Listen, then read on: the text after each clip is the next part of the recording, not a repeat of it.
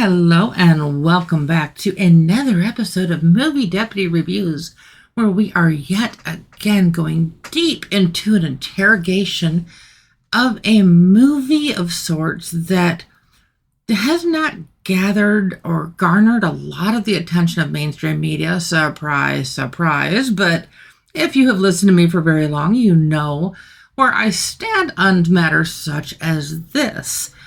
If this is your first time here to Movie Deputy Reviews, I am a proud constitutional conservative. Am I Republican? No. Am I Democrat? No. I am a politically independent, but I would be registered as a constitutionalist if it was available in Nebraska, because that is where I am from. Is that where I grew up? No, but I've lived here longer than I've lived basically anywhere else. And you may be thinking, okay, what does a movie critic from Nebraska really know about movies? Well, I hope that you've had a chance to listen to enough of these programs that that answer will be self-explanatory. At least I hope so. But there was a documentary that was coming up that was actually, I thought, quite enticing. And the fact that the narrator of this documentary happened to be a very recognizable name, if you are at all familiar with the Discovery Network. Who am I talking about? I'm talking about the one and the only Mike Rowe. So, did you know that he was doing a documentary? A lot of people didn't, so don't feel bad. But this documentary is called Something to Think About with Mike Rowe. The actual title is just Something to Think About. And this is definitely a unique perspective on a documentary of a different sort. He basically is the narrator of this, and he starts this whole thing with saying that he is not doing this for Republicans, for Democrats, for conservatives, for liberals. He just wants to basically do what Paul Harvey used to do. And if you are not old enough to remember Paul Harvey, he was a very popular radio host who had this knack of saying, and now the rest of the story. Because we hear a lot of things in the media, and especially with nowadays, with the internet age, we see a lot of things, but we don't get the whole story. And that's one thing Paul Harvey went out of his way to do back in the day, was to give us the rest of the story. And that's kind of what Mike Rowe is doing here. We get the rest of the story of the stories that he shares here. Now, I want to kind of get into this because this one, it's technically like broken up into little chapters with Mike Rowe in between each one. And I can give you the titles of the chapters, but I cannot tell you the people that it is representing, because that is part of the intrigue of the story that Mike is telling. And so I'm not going to give that away, because that would be those would be major spoilers if I gave you the names.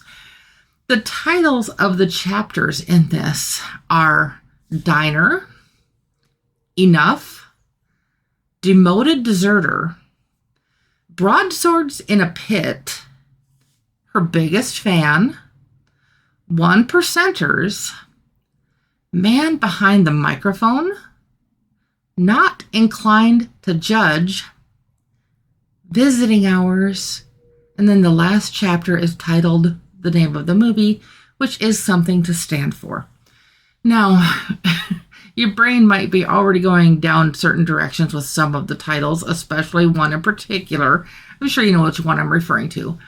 And I do want to say that there is one scene where there's a little bit of blood, but it's nothing like over the top at all. There's nothing scary. There's nothing overly intense. So I am giving Something to Stand For an innocent rating because of that. Now, with that, you're probably wondering where the score is, and I'm going to actually give you the score before I kind of get into this a whole lot more. But I am actually giving Something to Stand For a 6 out of 10 on the deputy scale. Now, you may be wondering, okay, why such a score? Well, that's kind of what I'm going to get into a little bit here. But I think a 6 out of 10 it's a good story. There are some flaws. It's his first attempt at this sort of documentary. He asks for feedback at the end of the film or documentary, but he wants, this is the first time he's done something like this. He wants feedback on whether or not he should do more of these. Now, like I said, the reason I'm giving it a 6, of all of these chapters of this movie. And like I said, it doesn't break down. It's like chapter 1, chapter 2. It's just these different stories that he's telling along the way. 2 of these are absolutely cinema worthy. Like, hands down, absolutely pull at your heartstrings, make you just feel fulfilled. Okay, this movie is not quite 2 hours long. And so these stories obviously are shorter, but there's 2 of these stories that almost make you feel like you saw a movie or like you experienced it in the whole cinema sense. And the rest of these probably would have been better off on a TV special. Okay, you know how kind of like you'll see occasional like romance movies and stuff like that in the theater, and you're like, okay, man, that probably would have been better off on like the Hallmark Channel type thing. A lot of these stories probably would have been better told in short stories on like Discovery or something like that, and having him doing the same narration, because he does a beautiful job with the narration.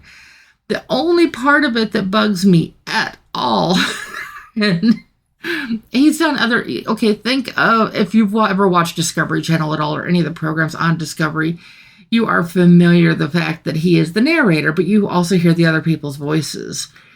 In this, Mike Rowe does all of the voices, male, female, old, young. It's like you see the characters' lips moving as they're acting out these skits, but it's Mike Rowe's voice in all of them. And after the first couple, your brain just starts to or your eye is twitching, and you're like, oh, come on, a little bit. Now, that may not bother some people, but at least the people that happen to be in the same show that I was, that was just one of those things that it was a little distracting from the story itself being told. It's like, okay, I'm perfectly fine if he wants to share this and if he wants to be the narrator of all of this, but don't have other actors and actresses sitting there and they're lip syncing all of the words, but it's Mike Rowe's voice in all of it. And it's just like, it's a little bit distracting from the story itself. Like I said, there are a couple of these that have that demanded to be seen on the big screen, but there were just others that just, I'm hoping he does more of these and gets better as he goes. I mean, we all know whenever we start at something, we're not necessarily our best, but these, they're definitely entertaining. They're informative. All of these are based on true stories in history.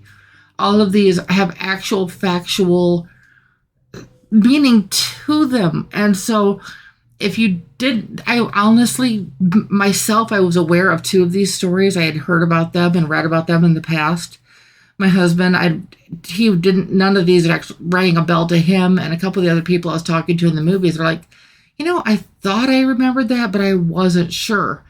And they apply to people like way back in history and people in more modern era. It's kind of a good mixed bag, but you really don't expect how it plays out until you experience it. So if you did not get a chance to see this in the theater, be sure to check out this Something to Stand For. Check out their website, check out the movie.